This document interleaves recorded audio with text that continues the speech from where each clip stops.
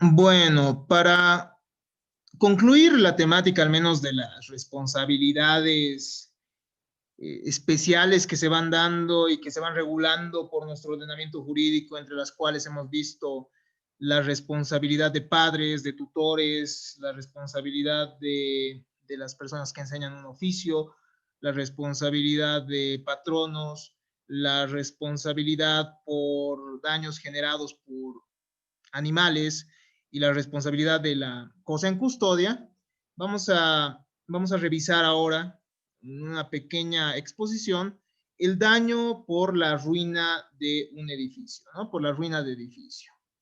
El Código Civil boliviano establece que en materia de daños a causa de la ruina de un edificio o cualquier otra construcción, la responsabilidad se atribuiría al propietario. Nosotros sabemos y nosotros hemos visto que los bienes generan obligaciones propter rem, ¿no? Es decir, hay ciertas obligaciones que generan o que se generan del mismo bien, del mismo derecho sobre el bien que uno tiene, ¿no? De esta manera tienen que realizarse ciertos gastos para ordinarios y extraordinarios para mantener el mismo. De lo manifestado se puede concluir, como refiere Guido Alpa, que el daño deriva del defecto de mantenimiento o vicio de construcción. Entonces, esto es concordante también con nuestro ordenamiento jurídico, ¿no? Quedan a cargo, además, quedan a cargo del propietario, además, otros daños debidos a causas distintas, pero que estén relacionadas, ¿no? Podría darse, por ejemplo, respecto a ciertas, ¿cómo podríamos? Tuberías, electricidad, inherentes, entonces, ciertos daños que se generen y que sean inherentes al edificio mismo, ¿no? De esta manera, se puede identificar una forma de responsabilidad civil objetiva, cuando el Código Civil boliviano refiere textualmente, en su artículo 997. El propietario de un edificio u otra construcción es responsable del daño causado por su ruina, excepto si prueba el caso fortuito o fuerza mayor o la culpa de la víctima. Aquí podemos ver la culpa de la víctima como una ruptura del nexo causal, ¿no? Nosotros cuando veíamos la responsabilidad por cosa en custodia, veíamos que esta es una especie de la responsabilidad por cosas, ¿no?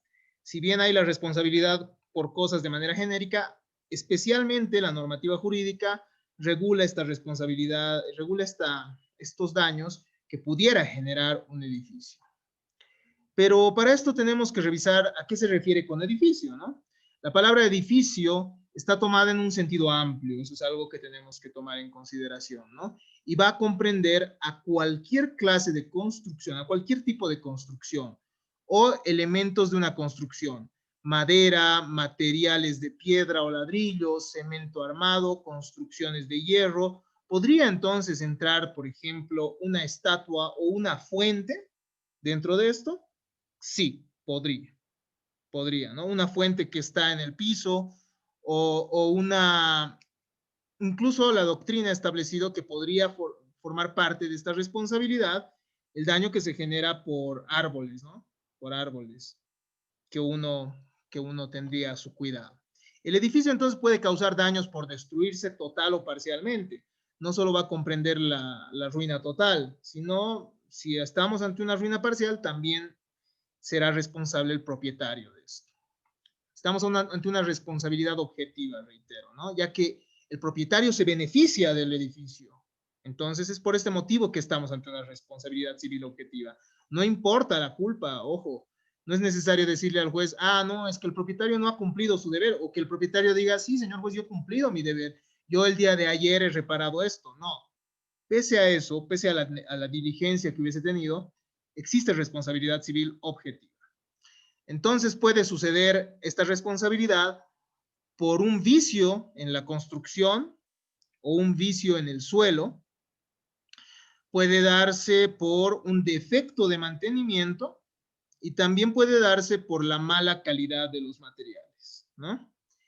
Y efectivamente, ¿no? Un propietario que no realice estudios de suelos y que sencillamente realice la construcción, Bueno, tendrá que ser responsable por aquello. Obviamente no es lo determinante aquello. Lo determinante es que el propietario se beneficia, reitero, del edificio, ¿no? Se beneficia de las cosas, se beneficia de este, por tanto, será responsable también por el daño. No siendo importante probar la culpa, lo que ya habíamos manifestado, ¿no? Por ejemplo, bueno, se han debido dar, ¿se acuerdan de los deslizamientos que se han dado en Llojeta, ¿no? Habría que analizar también hasta qué punto esto hubiese podido generar otros daños. Eso en un momento vamos a revisarlo. Pese a que estemos también ahí ante un caso fortuito, ¿no? Habría que ver cuál es el límite también de ese caso fortuito. A ver, analicemos. La persona responsable. ¿Quién es el responsable? ¿Será el inquilino? ¿Será el propietario? Vamos a ver cómo se trata esto, y esto es importante. Tal cual establece nuestro Código Civil, el responsable es el propietario. Ahí no hay donde perderse. Pero vamos a ver cómo el inquilino podría generar una responsabilidad refleja, digámoslo así, o algo similar. Si bien el arrendatario del bien podría tener responsabilidad, esto no sucede ante terceros, sino simplemente ante el arrendador. A ver, aclaremos un poco más. El artículo 690, parágrafo 1 del Código Civil refiere que en el arrendamiento de inmuebles, el arrendador tiene que realizar reparaciones, es decir, el inquilino tiene que realizar reparaciones de la cosa a fin de que continúe sirviendo al uso o goce para el que fue arrendada, ¿no? El arrendatario queda obligado a informar al arrendador a la brevedad posible, no es el inquilino, perdón, el propietario es el que tiene que realizar estas reparaciones, pero el arrendatario, es decir, el inquilino, se encuentra obligado a informar al arrendador a la brevedad posible sobre la necesidad de tales reparaciones. ¿No ve? Entonces, si un inquilino ve que el bien inmueble se encontraría a punto de, ¿cómo lo diríamos?, de derrumbarse, o si hay algún daño que pudiera evitar que el bien cumpla con su finalidad, entonces el inquilino, también denominado arrendatario, tendrá que informarle. Pero si no le informa a tiempo, tal cual establece la ley, puede hacerse responsable ante el propietario, ¿no? Obviamente, a ver, vamos a ver un poco más. De lo que se evidencia que el arrendatario no podría ser responsable por los daños que genere la cosa. Supongamos que estamos ante un arrendatario, ¿no?, que pone cuadros en su dormitorio. La pared da hacia la calle, ¿no? La pared colinda con la calle, la pared del dormitorio. Y este arrendatario, es decir, este inquilino, empieza a golpear, ¿no? Empieza a golpear con su martillo, desestabiliza el muro, cae el muro de modo que daña un automóvil. Imaginemos, ¿no? Daña un automóvil que estaba pasando. ¿Quién sería el responsable? Según esta responsabilidad objetiva, sería el propietario. Pero, aparte, el arrendatario será responsable respecto al propietario si es que hubiese existido responsabilidad civil subjetiva, al menos, ¿no? Por culpa, como podemos ver. O también responsabilidad contractual. Habría que analizar la situación concreta, ¿no? Porque obviamente en la responsabilidad contractual estamos ante el incumplimiento de una obligación que hubiese generado el daño.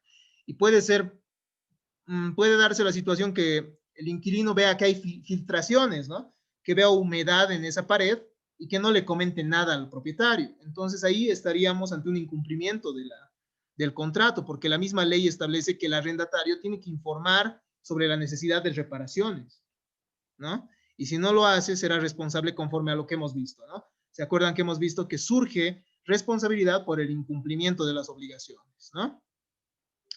El propietario conserva el deber de vigilancia, entonces. El propietario tiene que vigilar este estado de conservación de las construcciones, de modo que el poder deber de vigilancia sobre los posibles deterioros del inmueble y sobre su custodia corresponde al arrendador. Él tiene ese deber de revisar constantemente si el bien inmueble se encuentra bien, ¿no? Sin embargo, frente al arrendatario negligente, el propietario no responde si prueba que la conducta negligente constituye una causa autónoma y absorbente del evento lesivo. Esto es importante también, ¿no? Esto entraría dentro de la figura de la ruptura del nexo causal por hecho de un tercero, ¿no? Por hecho de un tercero. Entonces, si el frente al arrendatario negligente, el propietario no responde si prueba una conducta negligente que constituye una causa autónoma. Puede suceder, por ejemplo, que el arrendatario, más allá de no cumplir la obligación, sea el que efectivamente genere el daño directamente a la persona, ¿no? Es decir, caiga el muro porque el arrendatario está haciéndolo, está, qué sé yo, está dañándolo deliberadamente, ¿no? Es diferente, por ejemplo, que una persona agresiva se ponga a golpear la pared y que genere el daño, a que simplemente incumpla su deber de informar. Espero que se comprenda esa diferencia, ¿no? Entonces, ¿cómo se exime la responsabilidad? Algunos autores manifiestan que estamos ante una presunción iuris tantum, ¿no? Se presume a menos que se demuestre algo diferente, o también denominada presunción simple.